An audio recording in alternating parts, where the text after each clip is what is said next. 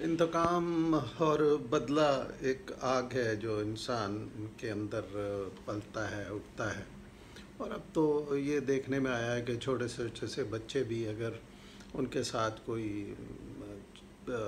हाथ मार दे या उनकी कोई चीज़ छीन ले तो वो रिएक्शन पे उतर आते हैं और वो इस चीज़ को भूलते नहीं। वो तलाश में रहते हैं कि कब उन्हें कोई मौका मिले और वो इस चीज़ का बदला लें।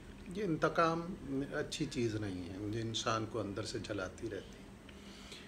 लेकिन एक और अंदाज से भी इसको सोचना चाहिए कि अगर आप किसी से इंतकाम लेना चाहते हैं तो क्या इंतकाम लेने के बाद वो आग सर्द हो जाएगी?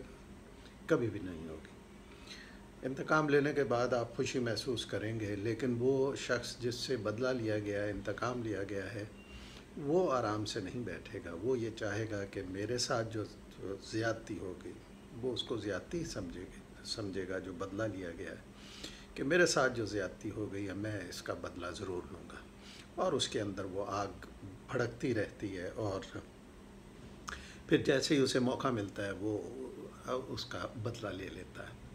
और फिर जब बदला ले लेता है तो इधर से फिर वो शुरू हो जाती।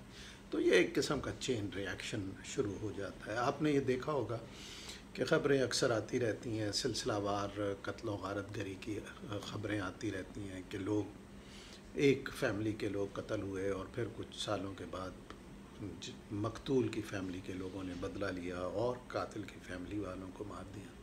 और फिर ये सिलसिला चलता रहा, नस्ल दर नस्ल ये सिलसिला चलता रहता है। ये कोई अच्छा रवैया नहीं है, ये इंसानी रवैया नहीं है।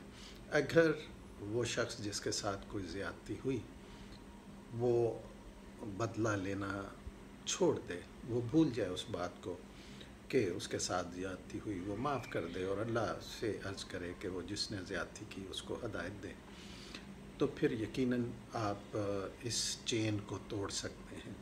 बसूरत दीगरे इंतकाम दर इंतकाम दर इंतकाम ये सिलसिला चलता रहेगा।